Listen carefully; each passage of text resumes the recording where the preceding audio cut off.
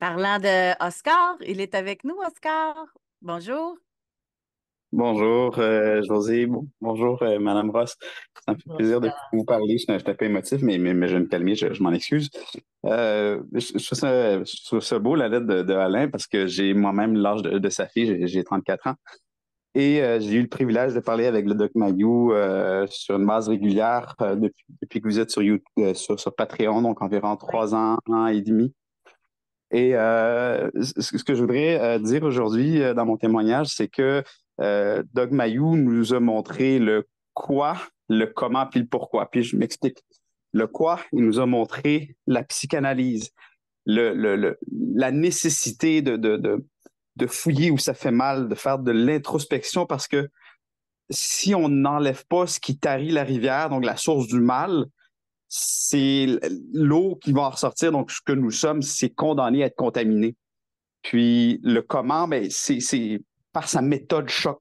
Moi, l'appel le plus significatif qu'il y a eu, ce qui a vraiment déclenché mon processus de faire un suivi avec le doc, c'est quand le doc m'a dit que ma mère était un monstre d'irrespect.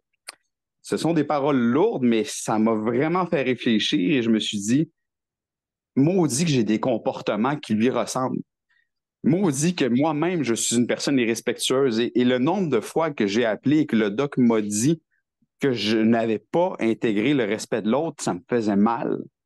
Mais je l'ai compris, puis en vous voyant, Madame Ross et vous, José, ça me fait réaliser que vous-même, vous êtes des femmes respectueuses, vous-même, vous êtes féminines. Et le Doc Mayou, malgré ses détracteurs, n'était pas un misogyne. Il respectait la féminité. Autrement, il n'aurait pas travaillé avec vous, puis vous aviez des Mhm. rôles complémentaires, vous et lui. Je donne un exemple un peu comique, mais c'est ça quand même. Toi, José, à chaque jeudi, tu rappelais à Doc de ne pas oublier son iPad pour l'émission, mais c'est, je trouve, puis je ne veux pas aller dans la caricature, que les femmes, vous avez ce souci du détail. Les hommes, on est plus, ben, les hommes n'est pas un groupe homogène, mais je m'inclus là-dedans. J'ai plus une vision d'ensemble, j'ai plus une vision globale, puis je trouve ça super intéressant, cette harmonie-là, tu sais, le fait de reconnaître la nécessité puis les qualités intrinsèques qu'il y a entre les genres à l'époque qu'on est actuelle, qu'on veut effacer, que les gens n'existent plus. Je trouve ça complètement ridicule. Euh, ce que j'ai. Oscar, permettez-moi, je vais juste faire Oui, allez-y. un petit peu de Oui, chemin bien sûr. là-dessus, puis valider aussi avec Janine, mais ça aussi, il était un des seuls à faire la différence des genres. Puis il disait toujours, un jour, il va y avoir des études, ça va être genré, il va falloir que ça passe par des chercheurs femmes. Mais c'est vrai, puis c'est tellement important. On est tellement différents, les hommes, femmes, même entre femmes, on est différentes, même hommes, c'est pas un groupe homogène, comme disait Oscar. Mais pour lui, c'était très important de faire cette différence-là.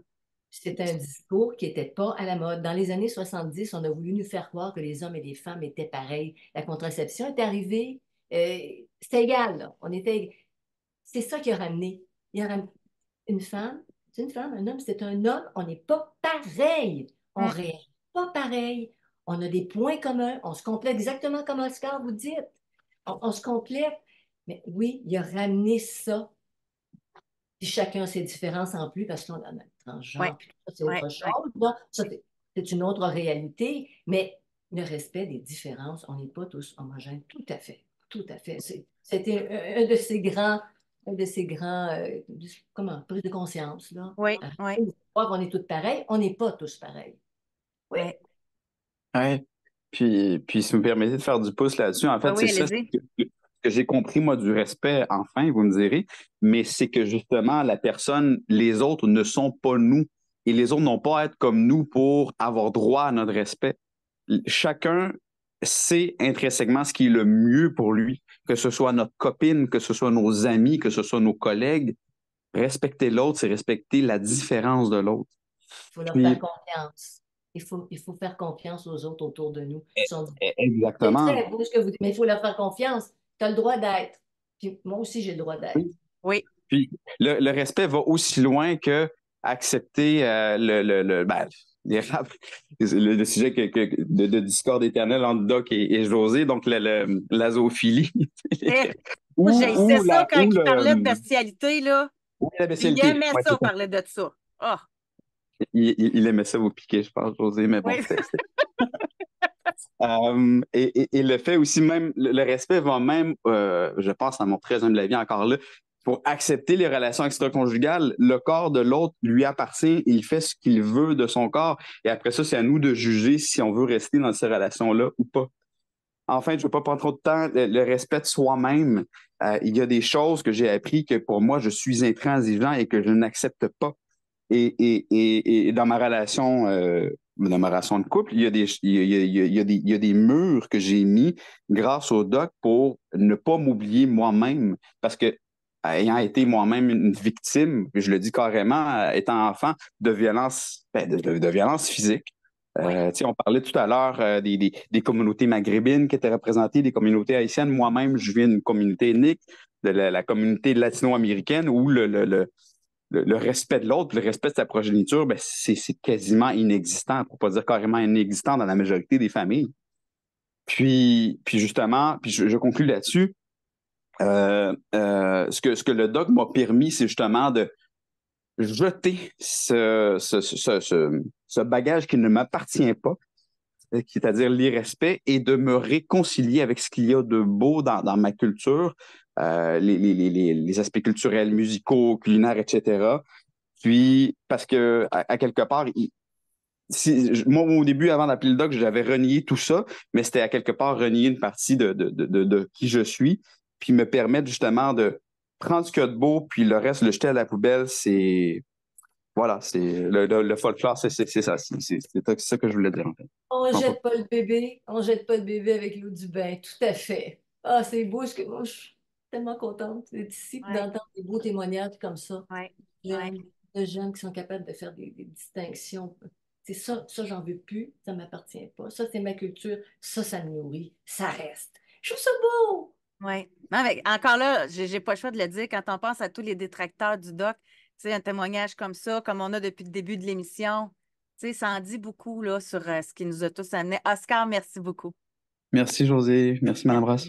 Bye. Ce que je me souviens aussi tu sais, des fois, le jugement des autres. Comment ça qu'elle est encore avec lui? Il n'est pas fin avec elle. Comment ça que. Puis juste de se dire, OK, elle a ses raisons, elle a ses bénéfices, juste ça aussi, tu sais, de se dire, puis même quand c'est nous, des fois, on a tous déjà vécu ça, des relations qu'on se disait, voyons, pourquoi je suis encore avec? Ah, j'ai de quoi qui est bénéfique pour moi dans cette relation-là. Puis ça, à un moment donné, ça a été le plus grand scandale, je dirais, quand j'ai travaillé avec le doc Mayou. Toi, tu étais de l'époque de Tout le monde en parle, je pense, Janine? Tu étais Oui, là? oui. Bon. Ben, moi, ça ne pourra jamais battre ça. Mais en ondes, on parlait avec des femmes, c'était la violence conjugale. Puis le doc avait dit, ils ont des bénéfices à rester là, ces femmes-là. Barouette! Et là, ça avait été repris. Il avait été à Denis Lévesque, il avait été. Mais il y avait de quoi sous-jacent à ça? Il y avait une vérité quand même, là. C'est juste que ça avait sorti raide, tu sais. C'est pas facile à gérer en ondes après, ça, c'est sûr. Non. C'est Ouais, sûr. ouais. Puis quand tu dis ça à une femme, mais avant que. Je parlais à quelqu'un la semaine dernière, un manipulateur, 30 ans, elle a été avec lui. Elle dit à un moment donné, j'ai compris la game, mais je ne voulais pas perdre mes enfants. Elle est restée. Elle s'est mise à faire de la contre-manipulation. Elle a survécu. Puis à un moment donné, quand les enfants ont été. Mais tu sais, tu te dis, c'est tellement profond. La prise de conscience. Oui, il y a des avantages. Il y a des avantages. Tu te dis, elle souffre, elle est quasiment défigurée, ça n'a pas de sens. Mais il y a des limites aussi. Il y a des limites qui peuvent être atteintes, mais c'est des sujets tellement Ouais, sensibles. ouais, Tellement exact. sensibles. Tu sais, Ouais, je vais aller la chercher, ma soeur, elle va sortir de là. Elle ne veut pas sortir de là. Elle ne veut pas, elle n'est pas prête. c'est ça. C'est mal aux autres. Ouais. Ah oui, ça n'a pas dû être facile à gérer. Mais c'est la pensée derrière ça qui amène réflexion beaucoup. Tu sais, le respect de l'autre, même si on n'est pas d'accord, même si on s'inquiète pour cette personne-là.